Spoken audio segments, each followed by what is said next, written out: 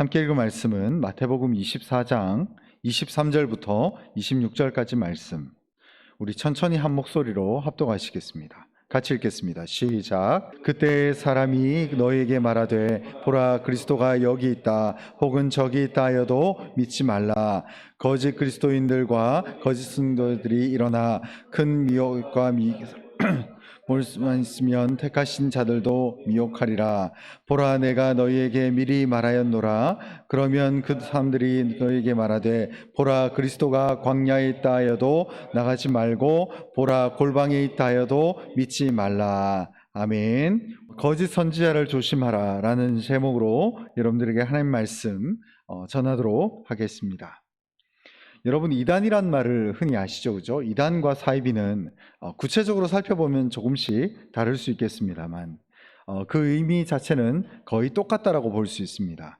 쉽게 설명하면 이단이라고 하는 것은 기독교인인 척 행세를 하지만 실제로는 반기독교적인 가르침으로 기존 교인들을 유혹하는 무리들, 그리고 특정 단체들을 이단이라고 얘기를 합니다.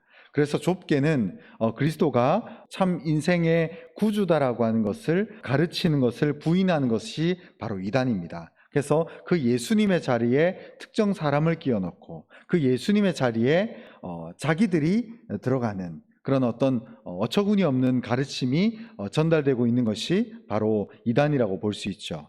그래서 또 넓게는 기독교에 있어서 굉장히 중요한 4가지 교리가 있습니다. 그것을 언제 제가 한번 나눌 수 있었으면 좋겠는데, 그 4가지는 첫 번째는 구원론, 예수 그리스도의 십자가를 믿고 오직 유일하신 하나님을 믿으면 천국에 간다라고 하는 그 구원론. 그리고 두 번째는 기독론, 오직 예수 그리스도만 우리의 구원자가 되시고 중보자가 되셔서 하나님께로 우리를 인도하신다, 기독론. 그리고 세 번째는 성령론, 어떤 기타 다른 영이 임하는 것이 아니라 오직 거룩하신 그 성령의 영이 임해서 이 성경 말씀도 지식적으로 아는 것이 아니라 보혜사 성령께서 눈을 열어주시고 그 보혜사 성령께서 우리의 삶 가운데 어떤 힘을 가지고 있는 것이 바로 성령님이다. 이 성령론. 마지막으로 종말론. 우리가 그때가 언제인지는 알 수 없지만 하나님께서 그때가 이루어 가시면서 몇 가지 현상들과 상황들을 통해서 우리의 삶 가운데 종말을 주신다라고 하는 이 구원론, 기독론, 성령론, 종말론이 맞아야 우리가 이제 이단이 아니다라고 평가를 하는데, 이단의 특징은 바로 여기 나와 있는 구원론이 왜곡이 되어 있고 또 기독론이 망가져 있고 성령론이 어긋나 있고 종말론에 대해서 엉터리로 가르치는 것이 이단이다, 사이비다라고 우리가 말할 수 있습니다.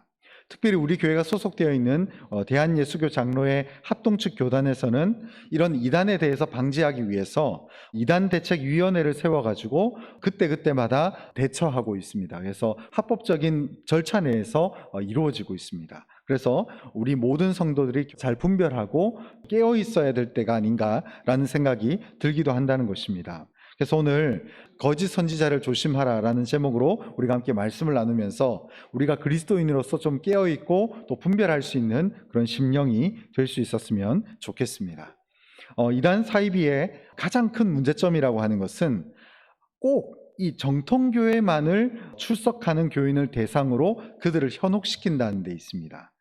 이단들은 꼭 이런 식으로 하더라고요. 요즘은 심지어는 이제 성도들이 워낙 이렇게 교육도 잘 되고 또 이렇게 신천지와 관련해서 어떤 우리도 교회에 보면 게시판에 붙여놔 있고 우리 입구에도 이렇게 붙여져 있습니다. 그래서 이런 것들을 통해서 워낙 방어가 잘 되어 있으니까 이제 나의 목회자들을 향해서 이렇게 편지를 자꾸 보내더라고요. 저도 이렇게 오다 보니까 편지도 많이 받고, 요 보면은 구원파 그리고 하나님의 교회 요 신천지에서 많이 이렇게 간행물이나 게시물을 처음에 보다 보니까 오늘도 왔더라고요. 심지어 꼭 주일날 이렇게 오게 만들어 놨더라고요. 그래가지고 오늘도 제가 봤는데 여기 보니까 교회 잡지인가 교회 월간지 뭐가 새로 나왔나 혹시 노예에서 보냈나 싶어가지고 열어서 보니까 박옥수 이렇게 돼 있더라고요. 여러분 박옥수 아시죠? 그죠? 요 구원파입니다. 구원파. 그래서 그런 책자가 이렇게 와가지고 참 어이가 없다라는 생각을 오늘 주일 오자마자 제가 우편함을 통해서 이렇게 보게 됐는데, 여러분 요즘 이제 목회자들을 위해서 좀 기도해 주셔야 돼요. 이단들이 하도 많고, 제가 또 한 2년 전인가 3년 전인가 교회 보니까 생전 듣도 보도 못한 어떤 단체가 있는데 무드셀라 협의회인가요? 느헤미야 운동인가요? 하여튼 그런 게 있어가지고, 근데 이것도 사입입니다. 제가 책을 받아서 이렇게 쭉 내용을 보니까 끝에 가니까 이상한 데 빠지더라고요. 예수님의 자리에 그 교주 이름을 이렇게 쓱 집어넣더라고요. 패턴은 굉장히 똑같습니다. 그래서 이런 것들에 대해서 우리가 좀 잘 분별하고 또 이 시대 가운데 우리가 좀 깨어 있을 수 있는 특별한 시간이 될 수 있었으면 좋겠습니다. 특별히 사람이 감기에 걸리게 되면 이 감기에는 증상이 있죠. 뭐 방금처럼 제가 기침을 이렇게 한다던가 아니면 코가 시큰시큰한다던가 몸의 온도가 맞지 않아서 추위를 타거나 벌벌 떠는 경우가 있죠. 그러면서도 몸에 열이 나는 겁니다. 그러니까 이런 증상들이 있는데 꼭 이단도 똑같아요. 감기처럼 몇 가지 증상이 있습니다. 그래서 우리는 이런 증상이 딱 왔을 때는 방치하지 말고 이 증상들이 하루빨리 어떤 영적인 백신을 좀 맞아가지고 회피하거나 좀 이렇게 이런 부분들에 대해서 분별력을 가질 수 있었으면 좋겠습니다. 먼저 이단의 대표적인 특징이라고 한다면 첫 번째가 이단들은 자기들만의 특별한 계시를 받았다, 이런 식으로 얘기를 합니다. 특별한 계시. 그래서 소위 말하는 직통계시라고 하죠. 직통계시. 직통계시 좋아하시는 분 계신가요? 뭔가 하나님과 저 사람만은 좀 친해 보이는 그런 느낌을 물씬 풍깁니다. 근데 이런 경우가 거의 대부분 이단이라고 보면 됩니다. 그래서 뭔가 직통계시를 받고 성경 외에 다른 걸 얘기하자 그러고 성경에는 심지어 구원이 없다 그러고 이런 이상한 얘기를 하는 사람들이 있는데 이게 대표적인 이단의 특징이라고 볼 수 있습니다. 여러분 특히 직통계시 하는 것을 조심하시기 바랍니다. 생각보다 의외로 이제 20, 30대들보다 기독교 컨텐츠와 관련해서는 유튜브에서 40대, 50대, 60대 그 이상이 굉장히 많이 보시더라고요. 단적인 예로 이제 저희 어머니도 저한테 굉장히 많이 유튜브 채널을 보내시거든요. 언제 이걸 다 보시나 했는데 실제로 다 보시진 않는 것 같더라고요. 그 타이틀만 보고 이렇게 주영아 너도 한번 봐라 이러면서 이렇게 보내주시는데 어르신들 중심으로 굉장히 유튜브가 인기가 많습니다. 근데 제가 유튜브에 딱 들어가서 보니까 사이비가 굉장히 많아요. 어떤 채널을 제가 봤는데 몇 년, 몇 월, 몇 시, 몇 분 하나님 나에게 말씀하셨다. 어떤 여자분이 이렇게 쭉 이렇게 받은 그날 아침마다의 계시를 영상을 만들어가지고 이렇게 보내주는데 조회수가 꽤 높은 거예요. 우리 교회 설교 조회수는 100 정도 좀 나오는데 거기는 1만, 2만 이렇게 나오는 거예요. 야, 이거 생각보다 이게 진짜 많이 보는구나 라는 생각이 들더라는 거예요. 여러분 직통계시 너무 좋아하지 마십시오. 성경에 다 나와 있습니다. 의외로 그런 분들 붙잡아가지고 얘기해보면 성경을 너무 몰라요. 그러니까 성경을 또 잘못 알고 있거나 엉뚱하게 알고 있는 경우가 굉장히 많습니다. 그러니까 성경 아는 게 힘이에요. 말씀을 알고 말씀은 말씀으로 물리쳐야 되지 이상한 엄한 데 있는 직통계시 이런 거 너무 좋아하지 마십시오. 잘못 현혹이 될 수 있고 또 우리가 많이 보게 되는 경우가 대부분 심신이 미약하면 헛걸 보게 돼요. 저는 이단과 뭔가 비정상적인 상황들을 늘 이제 감기나 질병으로 비유를 하는데 또 꼭 그렇습니다. 사람이 질병 가운데 들어가면은 온도가 안 맞으니까 사람이 1도만 올라가도 몸이 부르르 떨리잖아요. 근데 여기서 2도, 3도 올라간다. 이건 굉장히 위험한 거잖아요. 그죠? 근데 그 상태에서 헛게 보이는 거예요. 자꾸 심신이 미약해지고 내게 주어진 상황 속에서 자꾸 마음이 두려움이 올 때에 이상한 걸 보게 되는 거예요. 그게 건강한 상태가 아닙니다. 하나님 우리에게 정경이라고 하는 66권의 명확한 성경을 주셨어요. 그래서 이 성경을 묵상하면서 우리의 삶 가운데 적용하고 순종해 나갈 때에 하나님의 역사를 보는 거지 이 역사가 나타나기도 전에 뭐가 일어났다. 제가 2017년인가요? 그때 이제 우리나라에 홍혜선 전도사라는 그 맘마미아 뮤지컬 배우 하다가 갑자기 그분이 무슨 직통 계시를 받았는지 모르겠는데 전도사로 이렇게 탈바꿈을 해가지고 그 해 연말인가 12월 31일인가 한국 전쟁이 일어난다는 거야. 지금 벌써 4년 지났거든요. 한국 전쟁이 안 일어났어요. 그러니까 이런 엉터리 사이비와도 같은 어떤 해석들 이런 것들이 참 문제가 돼요. 그래서 그 모든 시작점이 바로 소위 말하는 특별계시, 즉 직통계시라는 겁니다. 우리가 받은 특별계시는 바로 성경이에요. 성경. 그래서 이 성경 말씀을 통해서 우리가 하나님의 은혜를 경험하고 이 성경 말씀을 통해서 우리가 우리의 삶 가운데 진리 안에 놓여서 살아가게 된다는 거죠. 그리고 또 두 번째 증상이라고 하는 것은 이단들은 주로 자기들만의 어떤 특별한 계시를 받다 보니까 특별한 성령 체험을 했다 이렇게 얘기를 합니다. 그래서 우리가 간혹 교회에서 신앙생활 하다가 보면 특별한 어떤 성령의 체험을 하기도 합니다, 실제로. 저도 그런 것들을 경험했던 기억이 있는데, 그런데 신앙생활을 100%라고 한다면 우리가 늘상 어떤 은사 체험을 해야 되느냐? 그건 아니라는 거예요. 왜냐하면 우리의 발은 현실에 딛고 있어요. 우리가 신선노름을 하는 것도 아니고 저 산에서 돌을 닦는 인생들이 아니잖아요. 월요일이 되면 출근을 해야 되고, 출근을 하면 일을 해야 되고, 가족들을 먹여야 되는 우리의 삶의 현실이 있습니다. 근데 문제는 제가 이런 특별한 성령 체험을 한다라고 할 때에 저도 이런 거에 막 빠져 있었던 시절들이 있었어요. 근데 그 시간들을 이렇게 보내면서 제가 느낀 것 중에 하나가, 늘 이 어떤 특별한 집회와 기도 부흥회를 끝나고 집에 돌아가면은 소위 말하는 백도로가 돼버려요. 도로묵이 돼버린다는 거예요. 늘 현실 속에 들어갔을 때는 그 기도할 때는 뭔가 원수도 용서할 것 같고, 그 기도할 때는 뭔가 특별한 현실이 나타날 것 같은데, 막상 그 집회가 끝나고 집에 들어왔을 때는 현실 그대로인 거예요. 그래서 신앙이라고 하는 것은 내가 특별한 걸 보는 것도 굉장히 중요하겠지만, 더 중요한 것은 그 특별한 은혜가 현실 속에서 믿음과 사랑과 소망으로 이루어져야 된다는 거예요. 근데 그게 연결고리가 되지 않고 꼭 뭔가 산기도를 가야만 내 삶이 뒤집어질 것 같고, 뭔가 나무를 붙들고, 여러분 옛날에 그런 거 해보셨나요? 나무 붙들고 꼭 이렇게 기도해라고 하더라고요. 나무 뿌리 뽑으라고 막 기도해라고 많이 시켰었잖아요. 저도 이제 예전에 보면은, 그때 제가 사춘기 때 한 해병대 나온 전도사님이 저희를 끌고, 이제 임원들만 좀 끌고 기도원에 가가지고 무덤 위에 한 명씩 올려놓은 거예요. 거기서 밤새도록 기도해라고. 저 그때 우는 애들 많이 봤거든요. 근데 은혜를 받아서 울었다라고 얘기는 하는데, 저희끼리 나중에 이제 전도사님 몰래 얘기를 했는데 너무 무서워서 다 울었다는 거예요. 무덤 위에 있고 새벽 3시고 막 이러니까 너무 겁났다는 거죠. 그러니까 체험은 굉장히 중요하지만 그 체험이 인생의 전부는 아닙니다. 결국 중요한 건 우리의 삶의 현실 가운데, 우리의 행동 가운데 사랑의 열매, 믿음의 열매, 소망의 열매가 구체적으로 나와줘야 돼요. 그래서 허황된 것들을 쫓는 것이 대부분 이 이단들의 특징이라고 볼 수 있습니다. 우리 고린도전서 13장 1절부터 3절까지 말씀을 같이 한번 읽겠습니다. 시작. 내가 사람의 방언과 천사의 말을 할지라도 사랑이 없으면 소리나는 구리와 울리는 꽹과리가 되고, 내가 예언하는 능력이 있어 모든 비밀과 모든 지식을 알고 또 산을 옮길 만한 모든 믿음이 있을지라도 사랑이 없으면 내가 아무것도 아니요 내가 내게 있는 모든 것으로 구제하고 또 내 몸을 불사르게 내줄지라도 사랑이 없으면 내게 아무 유익이 없느니라. 아멘. 오늘 저와 여러분들이 지금 읽은 13장 이전인 12장을 보면 그 은사장이라고 합니다. 그래서 찬양의 은사, 예를 들어서 기도의 은사, 혹은 여러 가지 은사들이 있다는 것을, 심지어 방언과 예언의 은사도 고린도전서 12장에 나옵니다.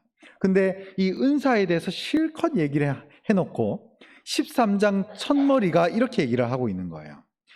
2절에 보면 내가 예언하는 능력이 있어서 모든 비밀과 이런 것들을 알고 또 산을 심지어 옮길 만한 믿음이 있을지라도 그 중심에 사랑이 없다? 이것은 헛방이라는 거예요. 아무것도 아니라는 거예요.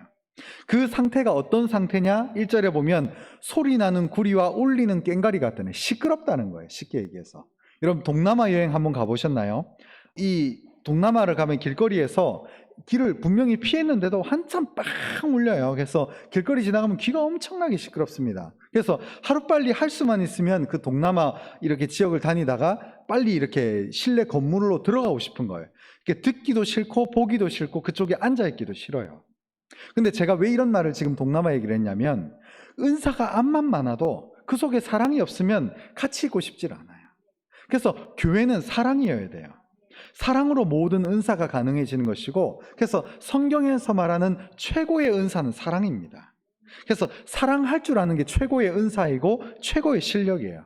어떤 사람이 아무리 신령해도 사랑이 없어요. 그거는 헛방이에요, 헛방. 아무것도 안, 속된 말로 하나님 나라에는 아무 도움이 안 돼요.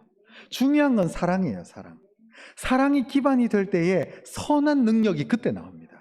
요즘 연예인들이 선한 영향력 그러더라고요. 그게 무슨 말인지 알고 하는지는 잘 모르겠습니다만은, 제일 중요한 것은 선한 영향력이 나오려면 그 속에 대상을 사랑할 수 있는 힘이 나와야 돼요.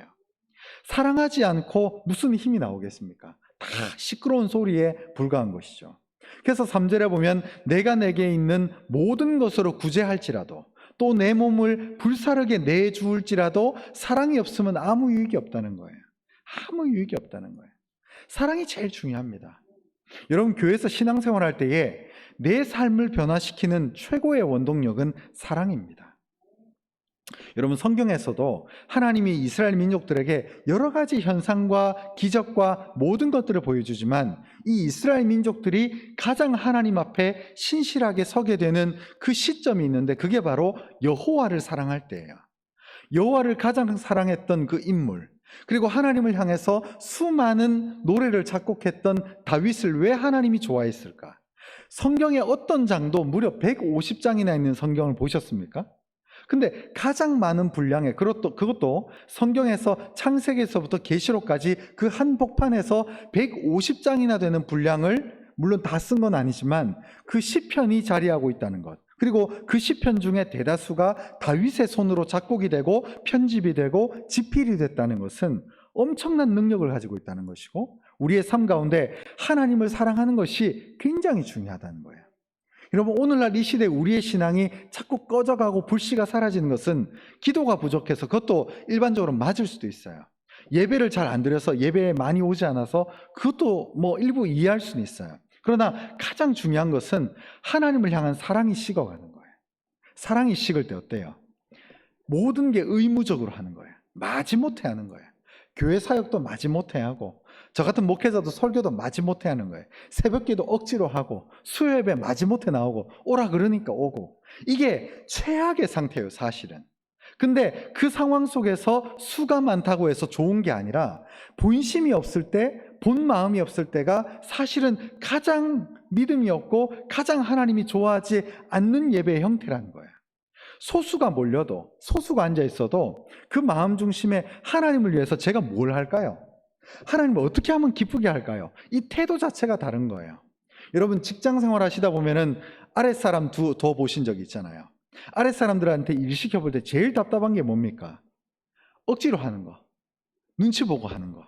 근데 어떤 친구들은 일을 시켜보면은 자발적으로 해요. 그러니까 상사의 마음에 들 수 있게끔 하려고 노력을 해요. 그러면은 상사가 생각을 하다가 오히려 더 쉴 수 있도록 기회를 주죠. 그런데 계속해서 마지못해 일을 하고 계속해서 상사 눈치나 보면서 일하는 사람들 특징이 뭐예요? 쉴 때 자유롭게 쉬지도 못하고 일할 때도 억지로 하고 계속 삼중고가 계속 되는 거예요. 신앙생활도 똑같습니다. 하나님을 억지로 믿고 끌려오니까 가고 예배도 억지로 드리고 목회자 눈치 보고, 이게 아니에요. 저는 여러분들에게 사감 선생이 되고 싶은 생각이 전혀 없습니다. 신앙은 사랑이거든요. 그래서 믿음, 소망, 사랑 중에 그 중에 제일은 믿음이라고 하던가요? 아니요, 사랑입니다. 사랑. 근데 우리는 은연중에 사랑이라는 게 정답인 건 알지만 믿음이 더 중요하다고 생각해요. 그러다 보니까 천국 갈 믿음만 있으면 괜찮겠지. 아니요, 너나 사랑하니예요. 여러분, 이 베드로가 예수님을 배신했을 때 예수님께서 가장 먼저 부활하신 육체를 가지고 이 베드로에게 나와서 하신 얘기가 그거예요. 너 나 믿니가 아닙니다. 이미 믿음은 깨졌어요. 근데 너 나 사랑하니? 사랑하냐는 거예요. 사랑하냐. 여러분, 신앙은 믿음보다 더 깊숙이 사랑입니다. 믿음이 중요하지 않다는 게 아니라 믿음은 2단계라는 거예요. 최상위 1단계가 하나님을 사랑하는 거예요. 어떻게 하면 내 삶 가운데 하나님의 인생을 맞춰서 하나님께 집중할 수 있을까? 그게 핵심적인 요지이자 신앙의 전부라고 볼 수 있습니다. 여러분, 내 신앙을 점검할 때 가장 중요한 것은 사람 눈치 보지 말고 하나님을 의식하는 거예요. 그래서 하나님을 사랑하고 하나님께 더 어떻게 하면은 하나님을 기쁘게 할 수 있을까를 고민하는 것이 신앙의 핵심 포인트입니다. 그리고 오늘 다시 본문으로 돌아와서 이단의 세 번째 증상은, 그렇기 때문에 이단들은 하나님을 진실로 사랑하지 않고 모든 게 다 사실 우리의 주머니를 털려고 종교 사이비들을 가지고 장난을 치는 거예요. 자꾸 이렇게 시한부 종말론을 얘기합니다. 그래서 항상 내년쯤에 예수님이 온다더라, 아니야 몇 년 몇 월 며칠 날 온다 그러더라, 이런 식으로 허황된 어떤 종말론을 계속 불어넣습니다. 제가 기록을 살펴보니까 여호와의 증인이라고 하는 우리나라에 있는 이단도 있지만 원래 미국에서 건너온 이단은 역사상 여러 번에 걸쳐서 이 종말의 때를 예단을 했습니다. 1873년, 1874년, 1881년, 1914년, 1918년, 1925년, 1975년 여러 차례 걸쳐서 총 8번, 7번에 걸쳐서 이 마지막 때를 예언했는데 전부 실패했습니다. 그러니까 이런 것들에 대해서 우리가 경계하고 있어야 되고, 우리나라도 지난 예전 1992년도에 다미성교회라고 하는 이 사이비가 있었습니다. 근데 그때 잠시 위기를 경험했다가 요즘 은근히 또 활동하는 것이 요 다미성교회입니다. 이름을 좀 바꿨더라고요. 그래서 이런 이단들이 계속해서 마지막 때를 함부로 예단하게 됩니다. 그리고 네 번째 증상은 이단들은 예수님의 재림 장소, 지금 자기들이 믿고 있는 그 예배당이라고 얘기를 하거든요. 그리고 예수님의 재림하시는 그 장소와 14만 4천의 목을 매요. 이 14만 4천이라고 하는 것은 그 당시 세례 요한이 이 자기가 쓴 계시록이 발각이 되면 이 숫자나 구체적인 단어들이 공격을 받을 수 있기 때문에 은어로 쓴 부분들, 그리고 암시한 언어들이 굉장히 많습니다. 그래서 14만 4천이라는 것은 12지파 그리고 12사도를 곱하기 한 다음에 곱하기 10을 합니다. 완전수 10의 갑절 또 10을 해가지고 하나님 나라에 들어갈 수 있는 그 완전한 성도의 수를 상징적으로 보여주는 것이 14만 4천이지, 아니 인류 역사가 몇천 년을 지나왔는데 꼴랑 14만 4천밖에 구원 못 받는다, 이건 말이 안 되는 거거든요. 근데 지금 신천지가 주로 하는 것이 뭐냐면 이 14만 4천 명의 수를 맞추자 하는데, 한 3년 전인가 21만 명으로 늘어났더라고요. 이젠 말을 바꿔가지고 뭐라고 얘기를 하냐면, 이 중에서도 다 천국 못 간다, 이렇게 지금 말을 바꿔가지고 자꾸 이렇게 거기에다가 업그레이드를 시키는데 엉망진창이죠. 교리가 근본은 없고. 그리고 또 다섯 번째 이단의 증상이 뭐냐면, 이단들은 성경 외에 특별한 말씀을 받았다라고 얘기를 합니다. 그러니까 성경 외에 다른 얘기들이 너무 많아요. 교주가 쓴 어떤 강해설, 강해집 같은 것들, 이런 것들을 신성시화합니다. 교주가 어떻게 쓴 어떤 편집된 글들을 가지고 성경에 준하는 가치 있는 말씀이다, 이런 식으로 허황되게 가르칩니다. 특별히 보면은 제가 저희 집에도 있는데 제가 한번 읽어봤는데 원리강론이라는 책이 있는데 그 책을 기반으로 엄청나게 많은 대한민국의 사이비들이 나왔더라고요. 이런 것들을 보면 굉장히 안타깝습니다. 그리고 여섯 번째 이 이단의 증상은, 이단들은 기존 교회를 비난하고 기존 교회에 구원이 없다라고 얘기를 합니다. 그래서 어디 가서 카페에서 성경 공부하자, 어디 카페에서 뭐 신령한 어떤 목사님, 그리고 아니면 전도사님, 그리고 선교사님 만나서 성경 공부하자고 할 때에 이런 분들이 은근히 기존 교회를 깝니다. 무시해요. 이런 것들이 대표적인 이단들의 특징이라고 볼 수 있습니다. 그래서 자꾸 기존 교회 성도들에 대해서, 기존 교회 구원론과 믿음에 대해서 자꾸 확신들을 뒤흔들어 놓게 됩니다. 그러면 사람도, 우리도 본성적으로 부정적인 데 반응을 좀 잘 하는 편이라 이런 것들을 듣게 되면 혹하게 돼요. 이런 것들에 대해서 우리가 경계하며 분별할 수 있어야 됩니다. 그리고 마지막 증상으로, 이 이단들은 기존 교회 성도들에 비해서 조금 더 헌신이나 사랑하는 것들이 좀 과도하게 열심히 해요. 좀 과도해요. 그러니까 지나치게 우리의 삶에 대해서 깊숙이 들어오려고 하고, 지나치게 우리의 삶에 대해서 과도한 사랑을 퍼부으려고 합니다. 본 지 얼마 안 됐는데.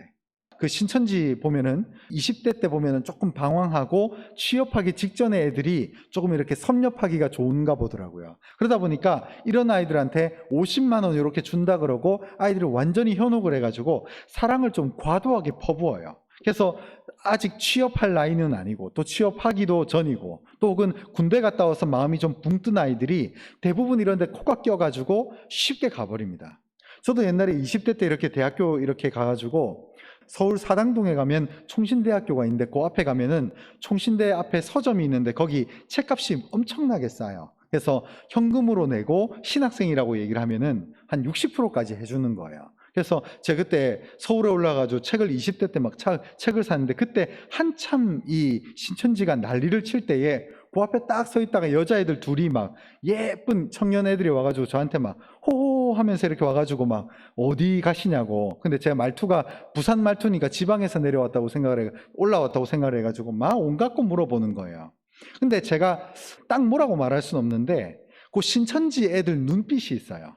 이 속이려고 다가오는 눈빛이 있어요. 이게 뭐라 설명하긴 참 어려운데 딱 보니까 요 신천지구나 해가지고 제가 물어봤어요. 신천지지? 이러니까 아니라고 하는데 얼굴이 이제 뻘개지더라고요. 그러고 나서 이제 가는 걸 봤는데 뭐 사람을 관통해서 보는 능력은 전혀 없습니다만 속이려고 다가오는 그 특유의 눈빛이 있어요. 그래서 좀 보고 좀 분별할 수 있는 기준이 될 수도 있습니다. 결론의 말씀을 좀 드리고자 합니다. 오늘 살펴본 이 7가지 외에도 이단들에 대한 특징들이 여러 가지가 있겠지만 이 공통적인 증상들을 제가 한번 정리해 본 것이죠. 그래서 이들의 행위는 대부분이 반사회적이에요. 일단 집에서 나오라 그러고 어딘가에서 나오라 그러고 자꾸 거기서 집단 생활하자 이런 식으로 가르칩니다. 이게 이단들의 특징입니다. 그래서 반사회적이에요. 그리고 비기독교적입니다. 그래서 오히려 기독교적인 신앙을 계속해서 공격해서 와해하는 것이 이런 잘못된 이단들의 특징이라고 해요. 그래서 젊은 사람들이 버젓이 잘 다니던 직장에서 갑자기 관둬버리고, 그리고 멀쩡히 부부 생활하던 그 부부 중에 남편이 혹은 아내가 가출을 해버려요. 그리고 자식들이 갑자기 부모님 말을 듣지 않고 부모님을 오히려 불쌍하게 보는 거예요. 기존 교회에서 잘못된 교리에 속고 믿음 생활하는 사람인 것처럼 자식들이 부모를 그렇게 봅니다. 이게 이 신천지나 사이비에서 나오는 공통적인 특징이라고 할 수 있습니다. 그렇기 때문에 이런 한 번 이단에 발을 들여놓으면 부모님의 훈계가 전혀 들리지 않아요. 그리고 남편이나 아내가 말려도 이게 도저히 해결이 안 됩니다. 특히 이 목회자들의 말을 무시하라라고 계속해서 이런 데서 가르쳐요. 이것은 굉장히 잘못된 특징입니다. 그래서 저도 개인적으로 알고 있는 어떤 유명한 신천지에서 나와서 회복하는 프로그램을 진행하고 있는 목사님이 계신데, 꼭 이런 이단들이 있으면은 가정에서 끌끌 앓지 마시고 만약에 이제 생업에 좀 위협이 되거나 아니면 이 자녀를 몇 달간 좀 이렇게 교육 프로그램을 통해서 이단에서 빠져나오게 해야 되겠다라고 하시는 경우가 있으면 언제든지 기탄 없이 저에게 얘기를 해 주십시오. 그러면 제가 그런 회복 센터가 있습니다. 그래서 거기서 몇 가지 성경의 말씀을 그대로 갖다 대면은 나중엔 자기가 머리 안에서 논리가 뒤섞이게 되고, 제가 예전에 그 신천지에서 나왔던 어떤 한 자매가 그런 말 하는 걸 본 적이 있어요. 이게 종교 다단계에 내가 걸렸다라고. 그래서 다단계 가면은 작은 돈, 작은 노력을 가지고 엄청나게 많은 돈을 벌 거라고 유혹을 하잖아요. 원리도 똑같습니다. 이 사이비 종교들도. 그래서 인간 다단계, 이 종교 다단계에 내가 잘못 걸렸다라고 얘기하는 걸 들은 적이 있는데, 이거는 인위적으로 자꾸 이렇게 애를 잡는다고 해서 해결될 문제가 아니에요. 이 신천지는 성경을 보면 한글을 제대로 해석할 수 있는 능력이 없어요. 왜냐하면 특별히 이만희 교주가 초등학교를 나오지 않다 보니까 성경의 기본적인 문법과 이해도가 훨씬 떨어져요. 그래서 글자 하나 가지고 세상의 전부인 것처럼 해석을 해놓는데, 그런 방식의 해석들을 이제 그 종교를 믿는 이 성도들한테 가르치니까 이 기본적인 국어 실력이 떨어져요. 그래서 국어를 다시 가르쳐야 되고, 문법적으로 목적어가 뭔지, 주어가 뭔지를 정확하게만 알려줘도 금방 풀리는 문제인데, 이 잘못된 해석에 완전히 넘어가니까 이게 문제가 되더라고요.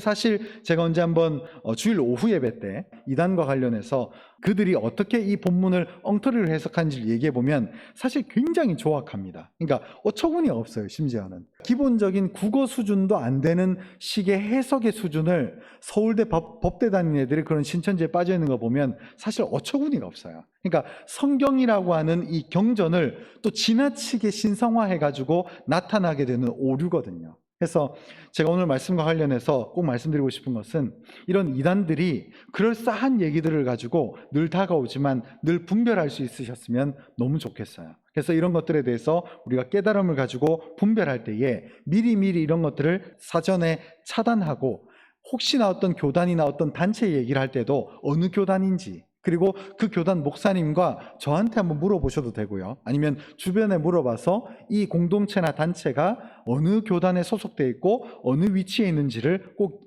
알고 판단하는 것이 대단히 중요하다는 것을 꼭 기억할 수 있었으면 좋겠습니다.